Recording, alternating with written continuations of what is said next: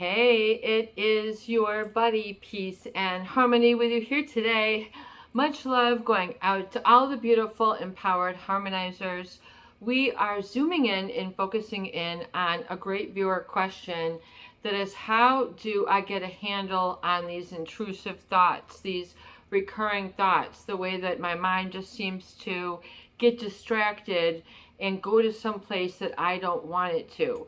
So we're going to look at sort of the effects or the intrusive thoughts, the noise, the ongoing pondering, the brooding, the things that seems like you're trying to make a brew of some alchemy that you don't know what's going to come out, but you're going to allow it to boil for 15 years or maybe 20, and maybe you say, you know what, I don't want this boiling, seething cauldron to sort of take over and interfere with my life and be a barrier towards sort of moving forward, progressing in relationships, or doing something that's a little bit more healthy or desirable for me. So a lot of people sort of go through a valley experience, where they kind of come down and sort of hang low for a little bit. And so to look at this question, and to, how do you sort of minimize that gap? And how do you sort of get to the other side of where you're really not defining yourself by the wounds, you're defining yourself and seeing the progression in your life, you're owning it in another way, a sort of an appreciation for the road that got you here, no matter what. So there's a lot to be appreciated in that road. However, overcoming what you might say, or working through overcoming, I would say, some of the effects. So sort of defining yourself or feeling insecure, feeling that part of you is missing, something that you don't have that you really better work hard to cover up to make sure that people don't see. So this requirement requires a lot of energy. It requires a lot of sort of psychological or psych energy, thinking, worrying. Sort of what a friend of mine would say, worrying is one of the most useless emotions, I think was his statement. But to realize that there are certain perpetual, consistent and ongoing mood states or thoughts that are connected to that are unwanted or are interfering with either everyday activities, everyday routines, or sort of just your peace of mind, to see if that indeed is what you would value. If you are having these reoccurring thoughts, it really depends on where you are in the stage of a relationship and what you have else going on. So I think if you are going through relationship upheavals and changes, things aren't working out, to put it bluntly or mildly, and there's been some realizations that things weren't upfront as you had thought with this person or this person who you were engaged in, whether it was business, whether it was romantic, maybe it was in your family, I'm not sure, but the reoccurring thoughts, many studies, and from what I have found, is that these are recurring processes because they've been prompted and stimulated to be your drivers. Like, what's your driving force for you to optimize? And so you might have wanted to optimize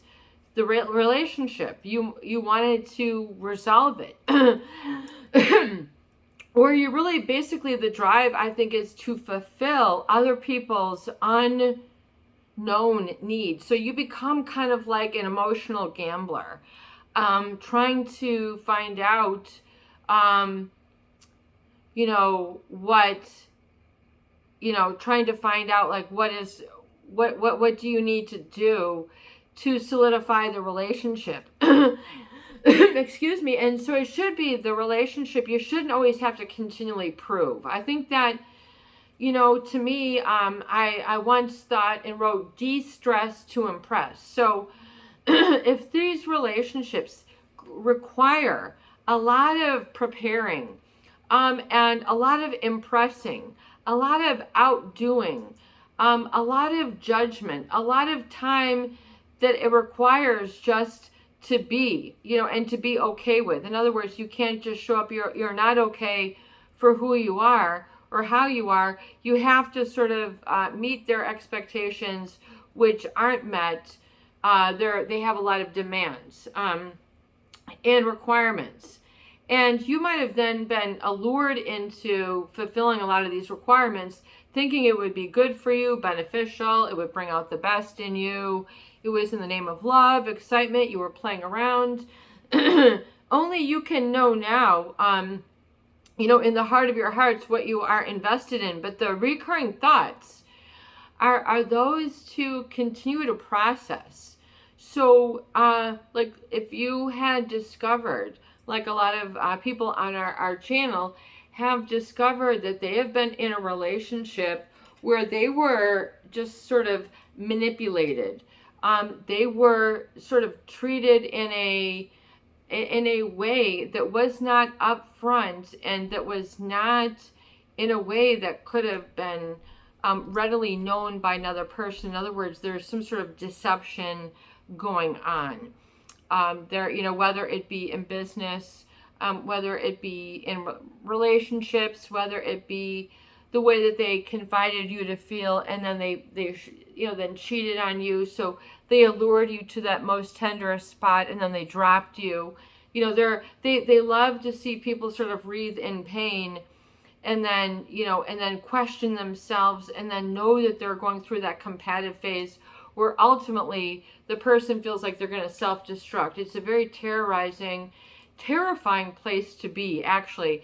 Terrifying, in a realistic sense, is not putting it lightly for a lot of people who have not been able to then trust their own senses. That you cannot, when you're hurt to the point where you cannot trust your own senses and your own thoughts, when you have been sort of so off course that you don't know where your true north is, or what you truly want, and is it going to be okay. So it's kind of like at that very swampy, mucky place. And if you've been in a relationship with someone who you thought the business deal was going to go through, you thought the marriage, the plans, the house, the kids, the puppy, the turtle, the traveling, the airfare, the romantic, all these things that they were promising you, or that you found you were doing, but they had something else completely different going on simultaneously. These are things that really throw people for a loop, because most people are not these types of individuals, people who are truly like psychopathic, who have double lives, who will get married to another person, have another child while they have another family, pretend to be someone who they're not, and then go and be someone different in the evening or the rest of the day, or what have you. That they just are very changeable in this nature, and they feel, because they have this callousness, that this gives them the ability to rise up through the ranks. And oftentimes they're extremely cool under pressure, so they do advance rapidly. They can be very charismatic, charming leaders that just seem to bolt their way through.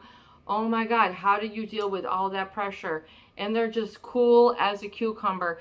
They're missing certain things in their wiring, in the way that they look at things, that give them the ability to be extremely cool under pressure and very calculating. So it's very, it's very terrifying to be caught up in a cycle of a manipulative, calculating cycle, whether it's a company that broke you down, an individual, and this can then create these recurring thoughts, which are to bring it to light, to to get you to float point, basically, so that it'll never happen again. I think your body is trying to get you to process and come one-on-one with yourself and say, we need to make sure this doesn't happen again. So they're always trying to put it in front of you.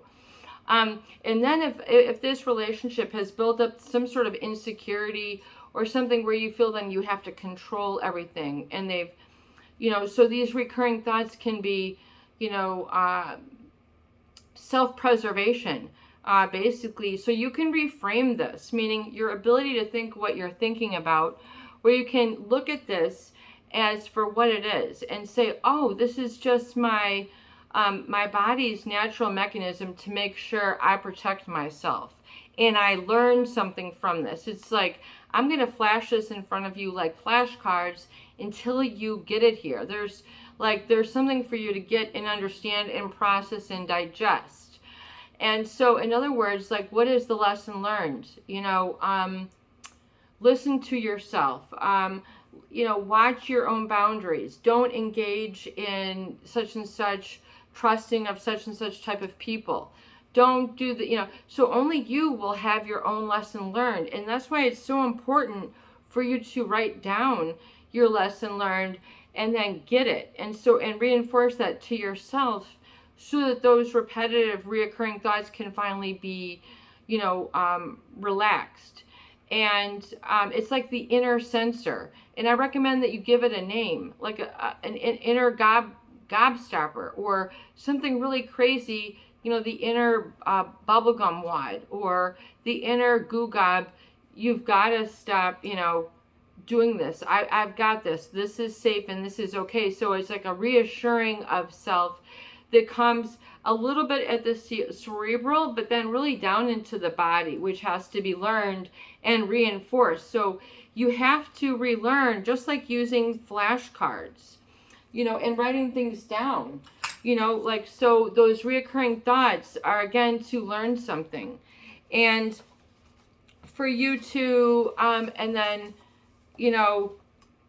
to realize that I deserve better, or I deserve the real thing, or I am safe. I recognize and am now safe. And discipline is my friend, or some, different types of lessons learned that only you process. And then it's important that you get real with yourself and write it down so you can have it looking back at yourself. You might message yourself, you might Teams yourself, you might have some sort of email that you do that might work.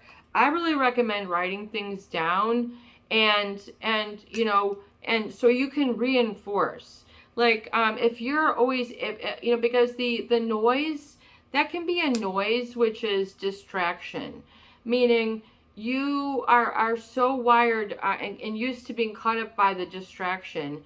And oftentimes it serves a defense mechanism for you to avoid certain things, avoid feeling certain things, like feeling invincible or feeling like life is going to go on forever, or certain states that you don't want to acknowledge and validate. That could be for your own benefit, but people continue to want to block it out. So the recurring thoughts, I feel, can also be a way for you to block out certain things that you don't want to see.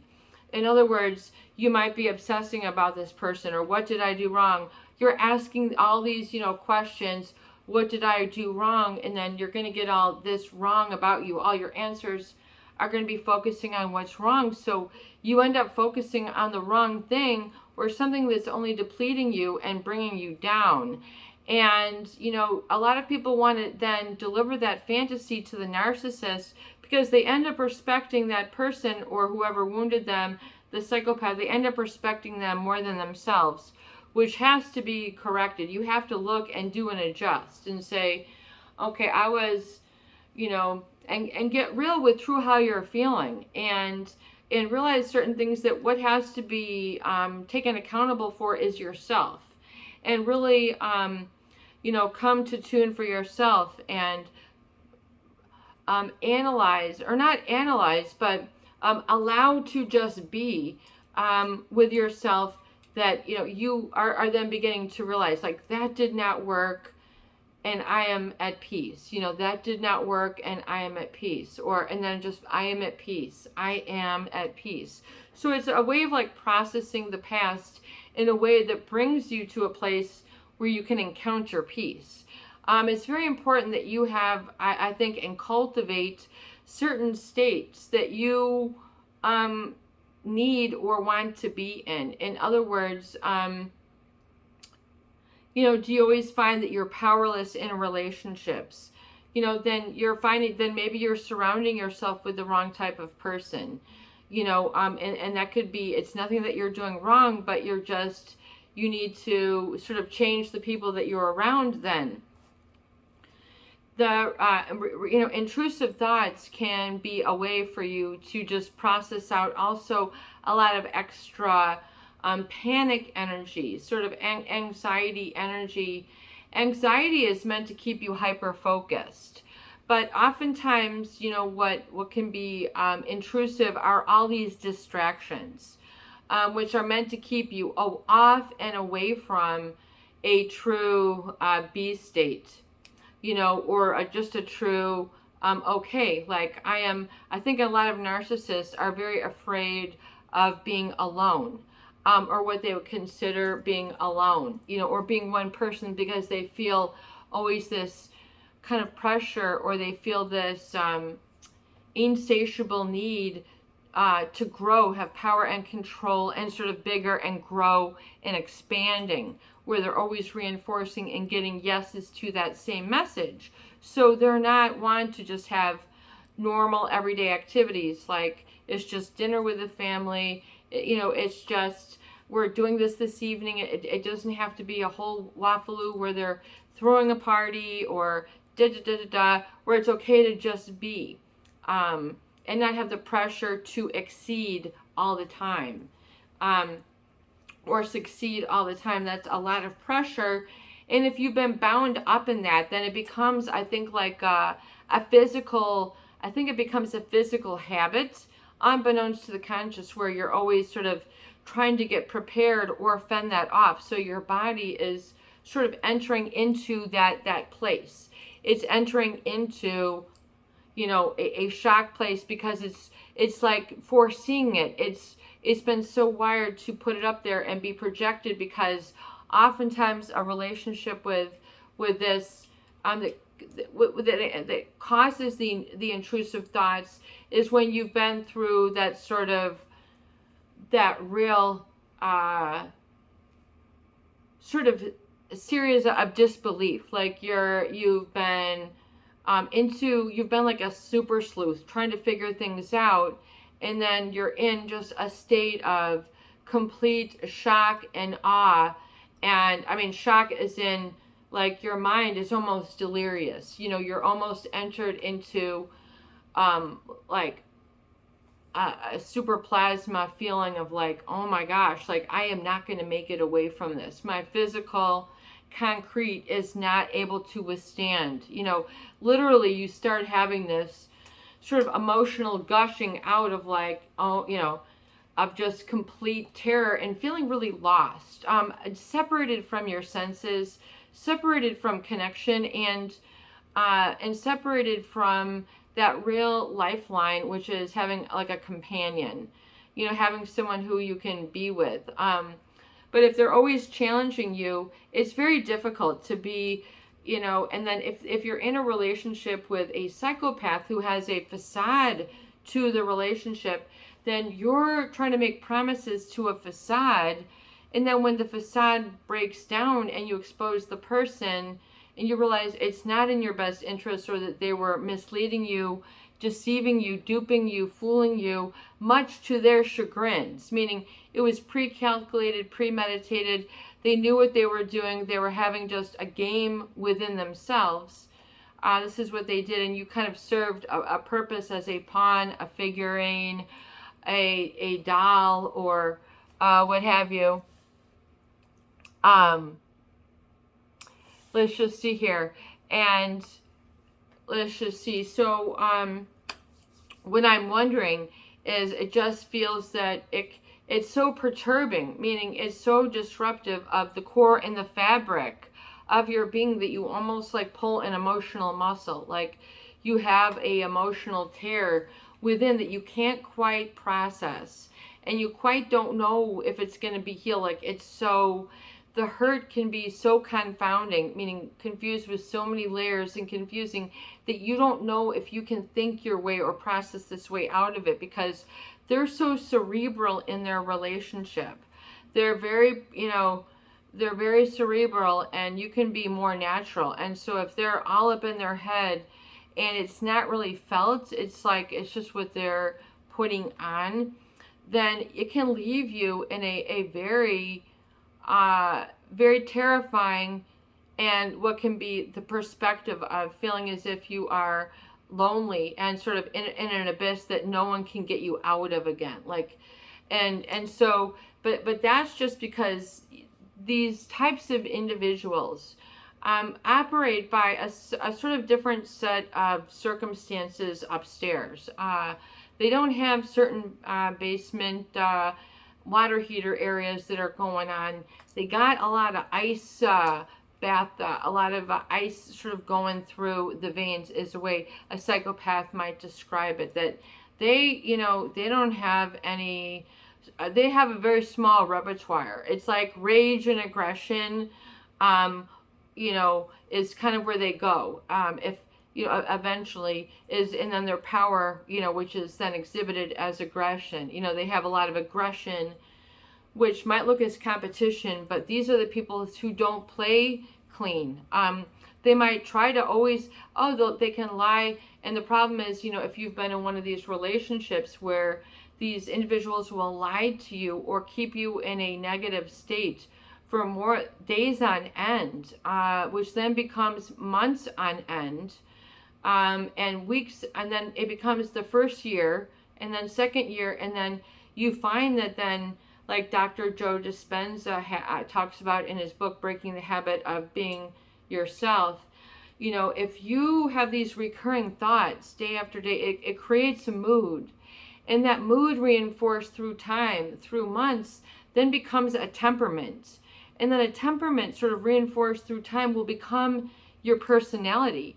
So if you're always living on that dejected, forlorn state, forlorn, which really means like lost. I mean, and it's a lot of people who you might come across, they might not really get it. They might not, because you might find that you're feeling very isolated in the strength, in the power. And so forlorn meaning to be pitifully sad and abandoned or lonely. So their sort of goal, unlikely to succeed or be fulfilled, hopeless. So useless, futile, despondent. So despondent meaning like I cannot even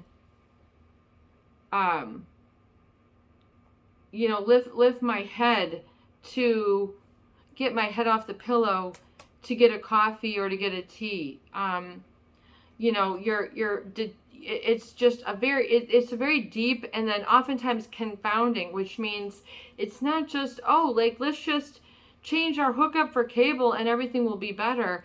It's not, or like, let's just change this and this. And it can be and very involved. And so despondent, in low spirits from loss of hope, or courage. You lose your hope. That sounds kind of bad. Losing courage, downhearted. How can you lose your courage? I mean, it's got to be within you. It's got to be always part of you, and you have to recognize that courage is always part of you in your being. It has to be there, and you summon it forth in a way that you can say, this is how I handle things, and even though I haven't been clear before or put my foot down or said, about this, I can handle this now. And it's you put 3 to 5 words together. I have courage, no thank you, to being treated this way. I have courage, no thank you. I have to believe in myself. I believe in myself, no thank you. I do have hope. I do not lose my hope, thank you.